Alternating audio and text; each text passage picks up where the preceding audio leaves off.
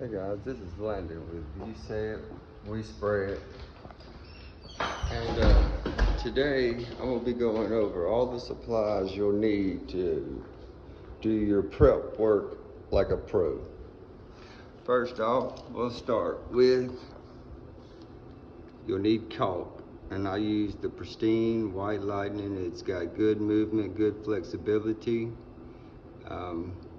It's a good price. It was like $3.49 today. I think I paid like $46 or $48 for the whole case. You'll need some kind of mixture, Dawn and water, for spraying your baseboards before and cleaning them off before you start your caulk. And you'll need these to pull out any nails you see in base, trim, door, anything. You'll need a sanding block to sand or hit any places that need to be sanded. This is the wood filler that I chose to use today. There's a couple of spots that I like to fill with wood filler instead of caulk, like your corners, your 45s and stuff like that. I like to fill with a wood filler, not a caulk. You'll need a 9-inch sanding 360 sanding head, caulk gun. I usually use 3 different kinds of tape, but I didn't grab any yellow. Well, they didn't have any delicate yellow frog tape where I went today, so green it was. So that's the 2 I'm using. This right here gets any old caulk out. And if you got any places that needs a good bit of caulk, this right here gives you a good thick layer of caulk and you spread it over it. You'll need this type of razor knife. You'll need a little detailing brush to get out of some of those corners. It's got some pretty good stiff bristles. Works really nice.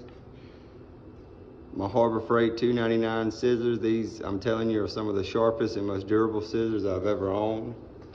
Like I said, sanding block, hot patch. I grab them and bring them just in case, you never know. I call this my duster, my dusty brush. I'll tell somebody to go grab my duster or my buster. This right here is, I call him Buster the Duster. Plastic, you'll need some kind of plastic for the windows and stuff. This right here, I'm telling you, is some of the best nail head. This right, any nail head sticking up, you'll just come right over here to it. And it'll set your nail, and you just put you some wood filler over it. 5-in-1. You'll definitely need that 5-in-1. And believe it or not, this is my secret weapon. These little 99-cent knives right here. I'm telling you, it makes a world of difference having this with your prep tools.